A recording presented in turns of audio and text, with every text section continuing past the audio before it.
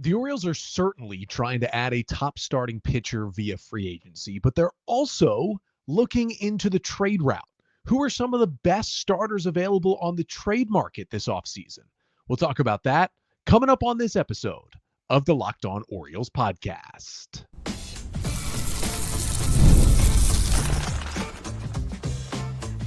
You are Locked On Orioles, your daily Baltimore Orioles podcast. Part of the Locked On Podcast Network, your team every day. Hey there, Orioles fans. Today is Friday, December 5th, 2025, and welcome back into the Locked On Orioles podcast, part of the Locked On Podcast Network, your team every day. As always, I'm your host, Connor Newcomb. And coming up on today's episode, we're going to talk about some of the best trade candidates among the starting pitchers that are out there this offseason, because the Orioles certainly are in play for a lot of the big free agent pitching names. We've heard them already connected to guys like Framber Valdez and Tatsuya Imai, but they've also been a team that has done better when acquiring starting pitching via the trade. The big ones that come up over the last couple of years, finding a way to get Corbin Burnes and Trevor Rogers via trade, and those guys turning into ace-type pitchers for the Orioles in the next year. So who could be the next version of Burnes or Rogers? I'll give you my wish list of 6 pitchers who are at least available in trade this offseason that the Orioles could try and get. But that's all coming up on this episode of the Locked On Orioles podcast, which is part of the Locked On Podcast Network, now the #1 sports podcast network. And this episode is brought to you by Game Time. Download the Game Time app, create an account, and use code LOCKEDONMLB for $20 off your first purchase.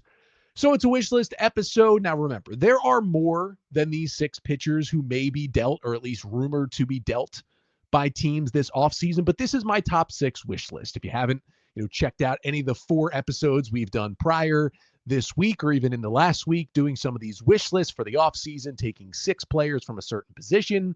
It's not exactly just a rank 1 through 6 of the 6 best, most talented players out there.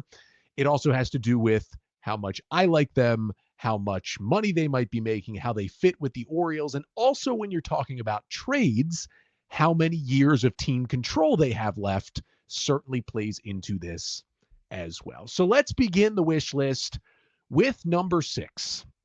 And number 6 on my list is 26-year-old left-handed pitcher from the Washington Nationals, Mackenzie Gore. Now, at one point, Gore was a big-time name coming over to the Nationals in a trade when they were playing the role of seller. Gore was a former first-round pick of the Padres who debuted with San Diego back in 2022, but that after that season was traded to the Nationals along with a bunch of other prospects in the Juan Soto deal. And Gore at this point is finding himself on the other end of it because the Nats haven't come out of their rebuild as Gore has been a part of their team. He'll still only be 27 years old in February, and he does have 2 years of team control left. He will not be a free agent until after 2027. He's projected by MLB Trade Rumors to make $4.7 million in 2026 in arbitration. That's pretty cheap. That number will go up in 2027, but maybe to around 10 or 11 million. He's still going to be super cheap in that final year as well. Now, Gore has been solid. He's made 30-plus starts in each of the last 2 seasons with the Nationals, though he has not even eclipsed 170 innings in either of those seasons. Over the 2 years, the 4.03 ERA, a 3.56 FIP with a 26% strikeout rate and a 9% walk rate. He's been solid. He definitely saw a stuff drop off this year, but overall it's still solid stuff from the left side, kind of an over-the-top delivery with a 4-seam fastball at 95. And then he's got a curveball, slider, changeup, and cutter that all have swing and miss rates, at least this season, of over 35%, which is really elite for a starting pitcher to have that many pitches with that many whiffs. He gets a ton of swing and miss overall in his game. And you could maybe argue he should throw fewer 4-seam fastballs. It might be his worst pitch, yet he threw it 49% of the time with the Nats in 2025. Maybe some usage changes could turn things around a little bit for Gore. But I think really the real problem has just been consistency for Mackenzie Gore and maybe some endurance. Like, he ended up posting a 4.17 ERA over 30 starts in 159 and 2/3 innings in 2025. Not a terrible season, not a great season, kind of somewhere in the middle. But the talent he flashes is someone much better than the 4.17 ERA that he posted. But for the last 2 years, he's kind of started red hot and then has fallen off as the season's gone on. This year, he had a 3.02 ERA in the first half and then a 6.75 ERA after the All-Star break.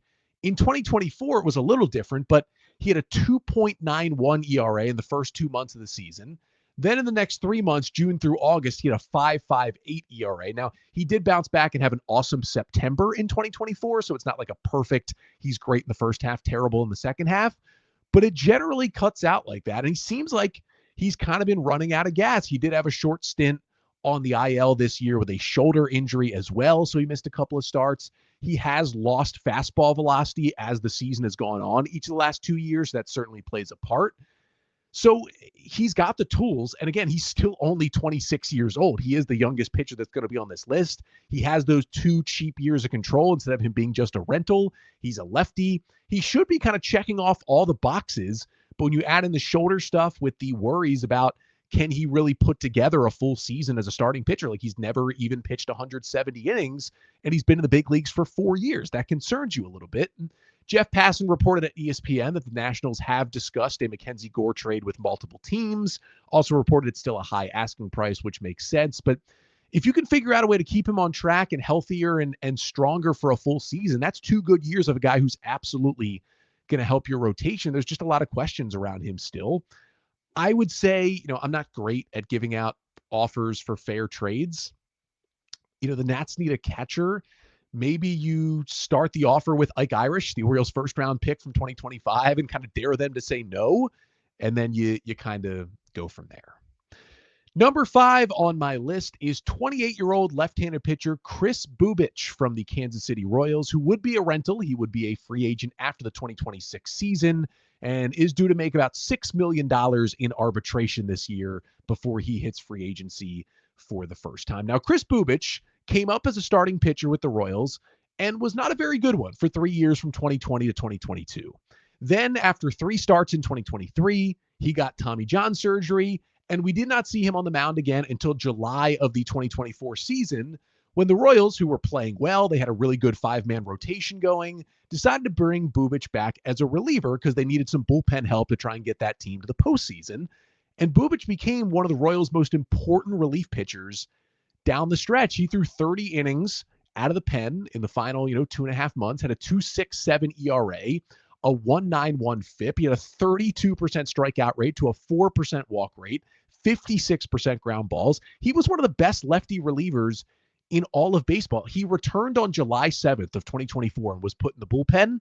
From that point of the season on, among major league relief pitchers, he was 10th in FIP, 2nd in expected ERA, 5th in xFIP, and when you just cut it down to the lefty relievers, all told, he was probably the 2nd best left-handed reliever in baseball down the stretch after he rejoined the bullpen. But of course, the Orioles wouldn't be acquiring him to be a reliever. It would be to be a starter. And the Royals, once they felt he was fully healthy, moved him back into the rotation to begin the 2025 season. And he was awesome. 2.55 ERA in the 20 starts he made for the Royals. He was 8th among starting pitchers this year in ERA among guys who threw at least 110 big league innings. His stuff did go back down a tick, right? Velo went down a little bit, but that's to be expected when you go from the bullpen back to being a starter. It's a fastball at 92, but it still gets a great ride from an interesting arm slot. It really, really plays up that riding action on that pitch.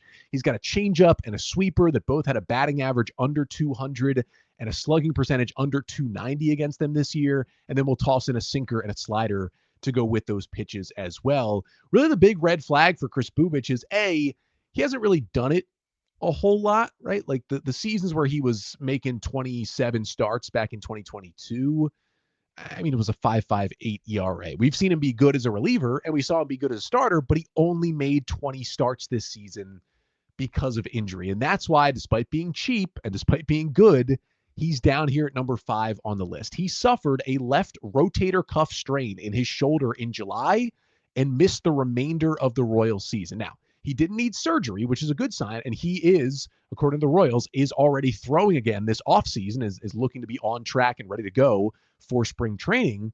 But having that rotator cuff injury is still a big question mark. And we're kind of at the point for pitchers in Major League Baseball where shoulders are almost more concerning than elbow issues. Now, it was reported in November that teams are calling the Royals about Bubich, and the Royals are willing to move him.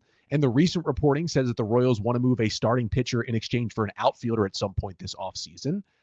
I think, if you ate most of Tyler O'Neill's contract and added in a solid prospect, that could maybe get you Kris Bubic, or at least 1 year of Bubich from the Royals. All right, let's move into top 4 on my list. Let's get to number 4 and number 3. 2 veterans who used to be teammates. Maybe the Orioles could bring them both in and have them be teammates again. We'll get to 4 and 3 on the list coming up next. But first, this episode of the Locked On Orioles podcast is brought to you by Game Time. The World Cup is coming back to North America for the first time since 1994. And with 48 teams in it for the first time ever, it's going to be massive. But let's be honest, getting tickets, well, that is usually the hardest part. That's why Game Time and the Game Time app is clutch, finally giving fans a real advantage when it comes to snagging seats. With Game Time, you can track price drops in real time, get alerts when great seats open, and buy tickets the moment they hit the app. It puts the power back in your hands, and it makes going to the World Cup realistic instead of impossible. You pull up the app, and the layout, it makes it so simple to scroll through matchups and compare those seat views, seeing exactly what you'll see before you buy those tickets. So take the guesswork out of buying World Cup tickets in every match, concert, or event with Game Time. Download the Game Time app, create an account, and use code LOCKEDONMLB for $20 off your first purchase. Terms apply. Again, download the app, make an account, and use code LOCKEDONMLB for $20 off. Swipe, tap, ticket, go. Game Time.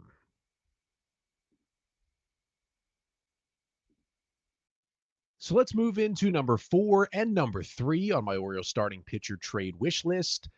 Number 4 on my list for the Orioles is going to be someone that I think a lot of us, including myself, had wanted the O's to trade for a long, long time. And that is 29-year-old Minnesota Twins right-handed pitcher Pablo Lopez, who will be 30 in March, has 2 years remaining on his deal. He's a free agent after 2027. He will make $21.75 million in each of the next 2 seasons before he hits free agency. Now, Pablo Lopez, I think the O's wanted him the last time he was traded. He was dealt from the Marlins to the Twins after the 2022 season. And then after 2023, he signed a 3-year extension to add some years to his deal. Now, from 2022 to 24, his last year with the Marlins and his first 2 with the Twins, he was the picture of durability. He averaged 32 starts a year, averaged 186 innings pitched a year, and posted a 3.83 ERA over that stretch. Not a true number 1 ace, but like a really good number 2 to 3 guy that you want in your rotation. He was 7th in Major League Baseball in innings pitched, 10th in F4 among starting pitchers in that stretch. And then he came back in 2025 this year with the Twins, and he looked like he was putting together his best season ever until injuries hit. In total, he made just 14 starts, but he had what would have been a career low 2.74 ERA with the Twins. He had a little bit of a hamstring issue in April that took him out for a couple of weeks. He came back, but then it was the shoulder strain. A right shoulder strain in June kept him out for about 3 months. He returned in September to make 3 starts, and they went pretty well. It was a 2.40 ERA in those 3 starts, but then went back on the injured list with a forearm strain in late September that ended his season. Now, when he came back from the shoulder, his command was good, but his stuff was certainly down. Velo wasn't down much, but the stuff plus ratings were not looking great. Normally, you'll see him with a 4-seam fastball at 95 with a sweeper, changeup, curveball, and sinker to go with it. That changeup's got a lot of good movement, helps him get a lot of opposite-handed, left-handed batters out. And there's still a ton of upside with Pablo Lopez. He's only turning 30. He suppresses hard contact really well. Low hard hit rates, low barrel rates. Last year gets a ton of chase outside the zone, which helps him with that, especially with that changeup. But the injuries are scary. And I think Pablo Lopez is awesome, but that's why he's all the way down at number 4 on my list. I am just concerned about him having a shoulder and a forearm thing this year. Now, Twins GM Derek Falvey did say in November that Lopez is fully healthy and expected to be ready for spring training in 2026. That's certainly a positive injury note, but that doesn't take away from the fact that he has shoulder and a forearm thing in the same season and is about to turn 30. Like that's concerning. Now, the latest report from the Twins that Falvey, quote, has not given serious consideration to trading Pablo Lopez or Joe Ryan, who we might talk about later.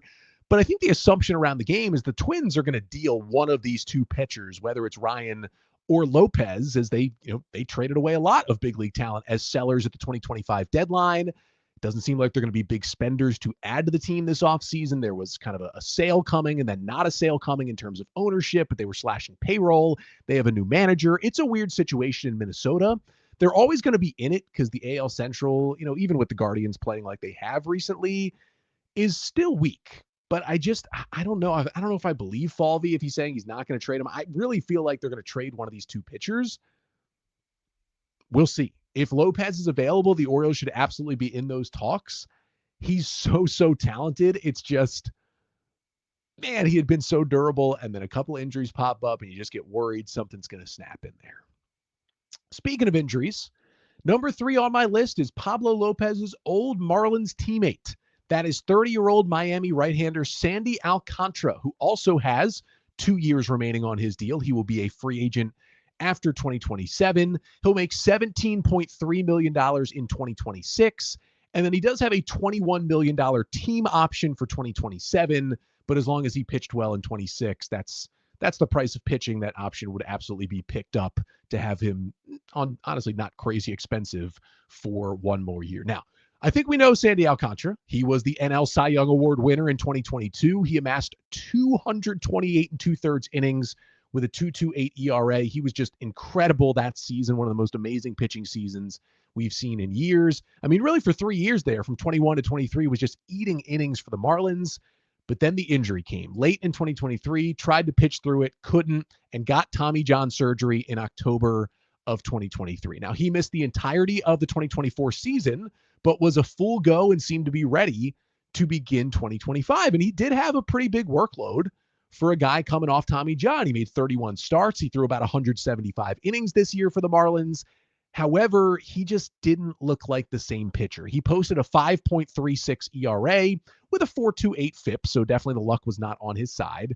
Strikeouts were down, walks were up, the ground balls that he relies on, that rate was down as well. And his ERA was over 8 at the end of May, and it looked like a complete disaster.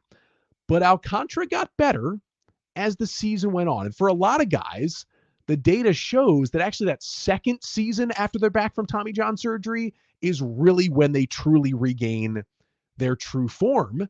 And maybe that would be good for a team that would try to acquire Alcantara this offseason, that he could finally be fully back. And he did get better again as the season went on.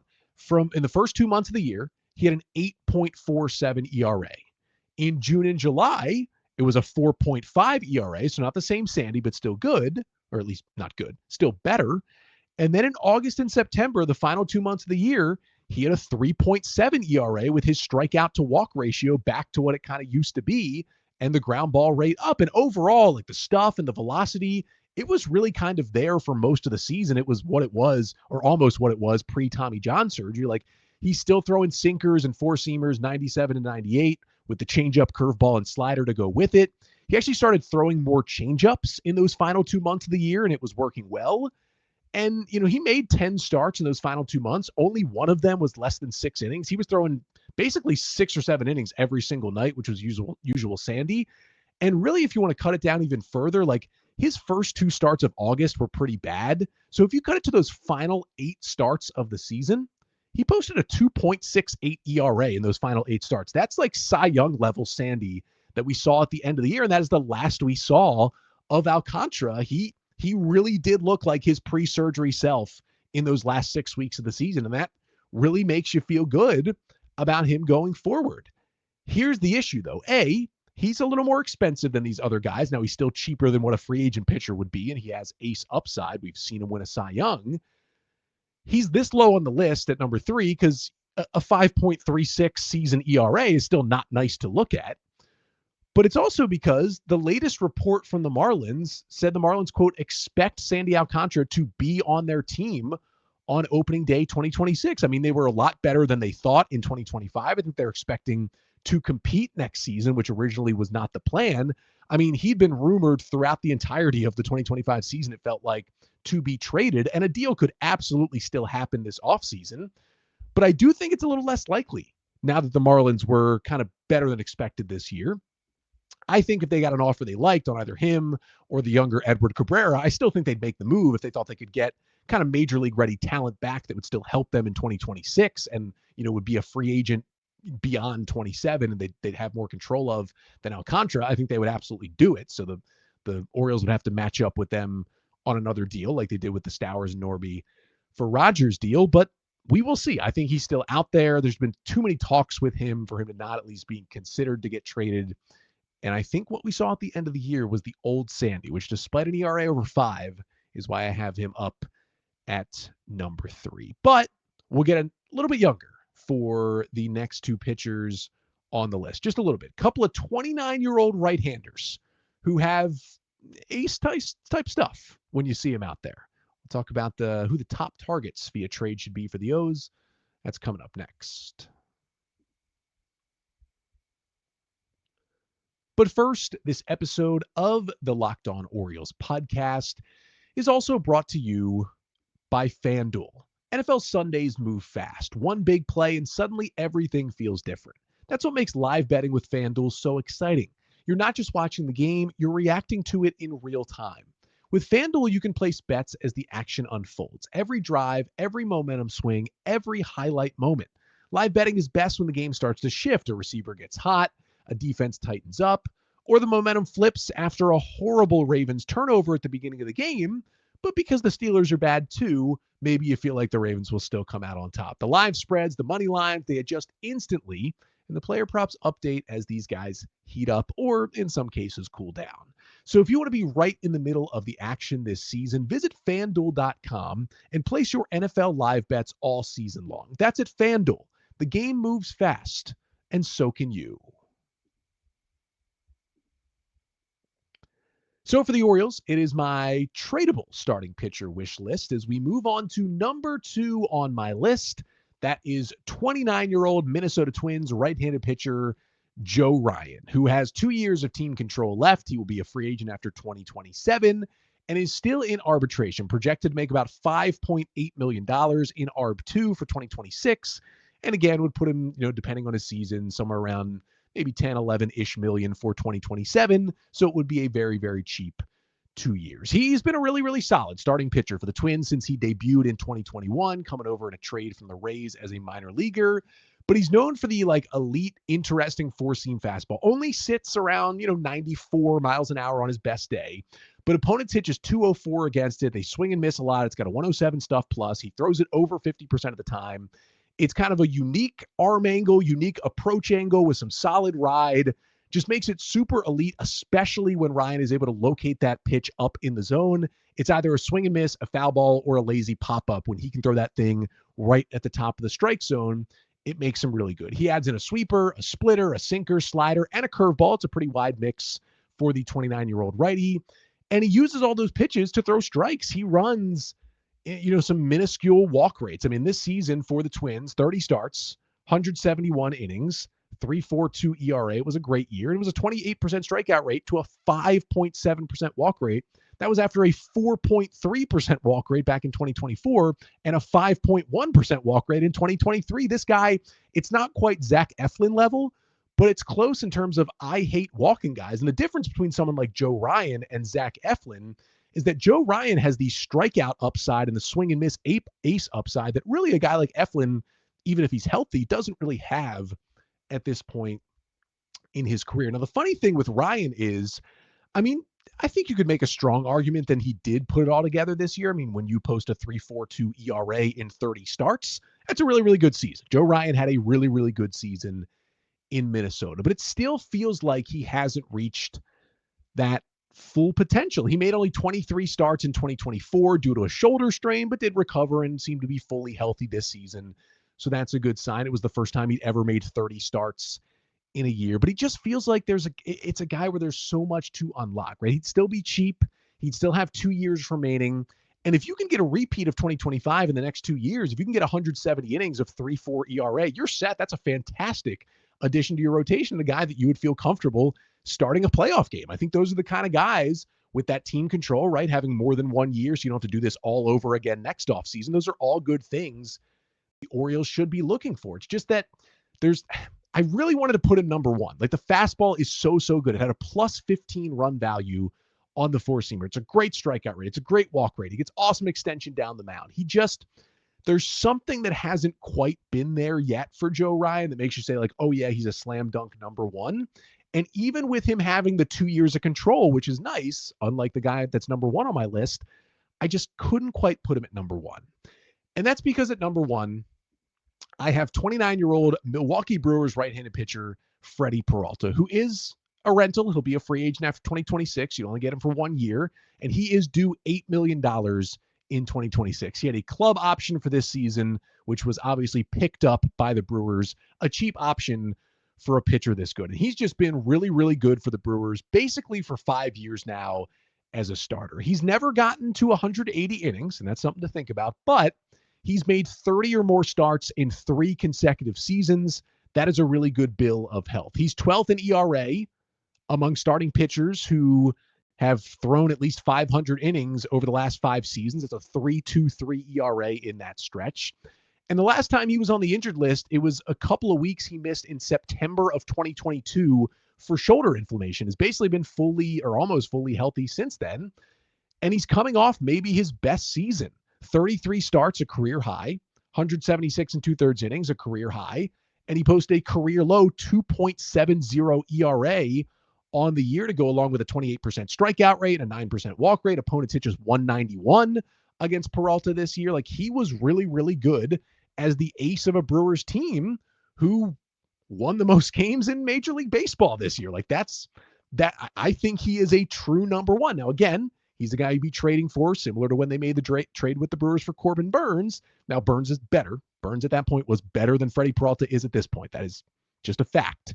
But you're getting him for only 1 year, and you have to feel comfortable that either you'll get enough out of the 1 year or that maybe you can extend him or re-sign him. And Peralta could be a guy that I could see the Orioles trading for and immediately giving an extension to. I think that would be kind of the perfect play here from the Orioles. And that's also why he's number one, despite only being a 1 year guy, is that I think he's someone the O's could get a deal done with after they would go and potentially trade for him. Like he does give up maybe a few too many fly balls, which makes him susceptible to some bad home run luck, but he's good at suppressing hard contact. He had a hard hit rate under 35% this year. That's pretty good.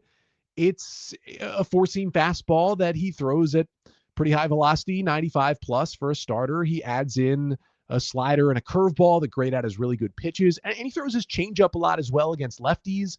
I mean, all 3 of the secondaries, changeup, slider, curveball, opponents hit under 190 against them this season with a swing and miss rate of at least 34%.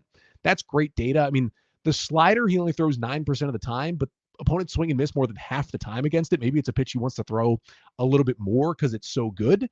To me, Peralta still has his flaws, right? He is not Corbin Burnes. He comes from the same team. He was the ace of the same team. He's being dangled in trade talks, and he has 1 year left, so that's a good comparison to Burnes, but Burnes is just a better pitcher. Doesn't mean Freddy Peralta doesn't have ace-type stuff, and absolutely showed it with Milwaukee in 2025, and it's not like he broke out onto the scene in 25.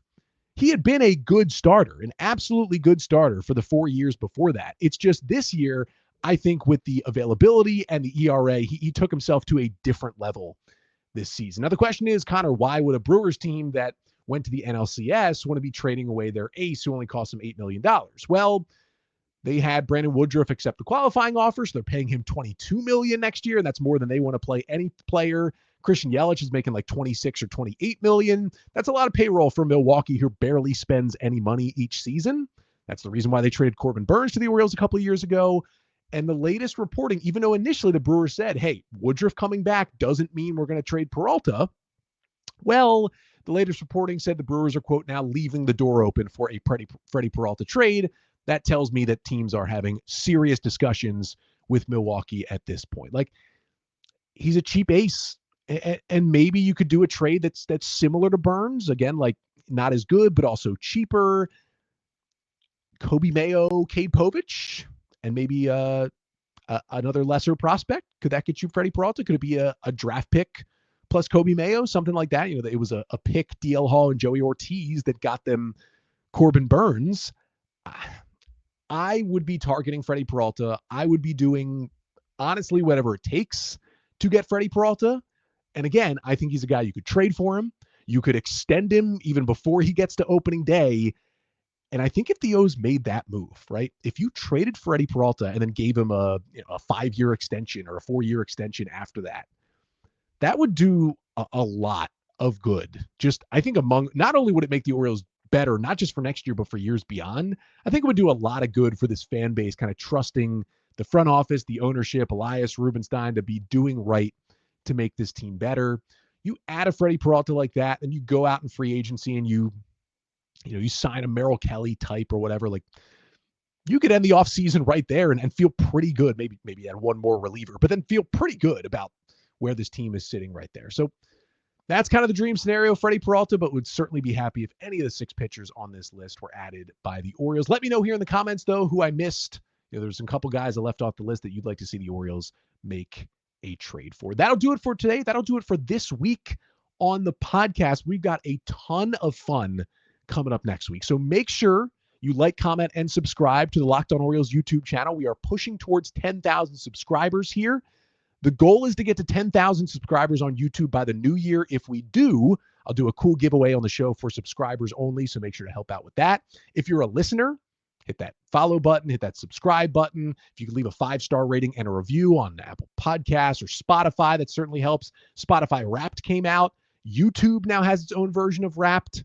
I'd love to see, share with me how high up, what top % of listeners or viewers you are of Locked On Orioles. You can send that via email to lockedonorioles@gmail.com, where you can also send feedback to the show. And you can also send some mailbag questions because we got a fun week coming up next week. The plan is that for at least the first 3 nights of the week, and maybe 4, either Monday through Wednesday or Monday through Thursday, because it is the winter meetings. And with everything that's happened so far this offseason and the reporting around the Orioles, it seems like it's going to be a wild winter meetings of moves in Orlando next week. So my plan for the show is to go live around 8 or 8:30 p.m., at least Monday, Tuesday, and Wednesday, and maybe even Thursday of next week to recap all the moves made at the winter meetings, hopefully moves made by the Orioles, and also, if the O's don't make a move, do some mailbag segments, some live mailbag segments on those episodes as well, so you can email in those questions to get them on that episode. And we have a really fun announcement coming up on Monday's episode, so make sure you get here for that one as well. If any big news breaks over the weekend, we might do a Sunday pod, but if not, again, we'll be back Monday evening to recap day 1 of the winter meetings. But until then, I'm Connor Newcomb, and this has been the Locked On Orioles podcast, part of the Locked On Podcast Network. Your team every day.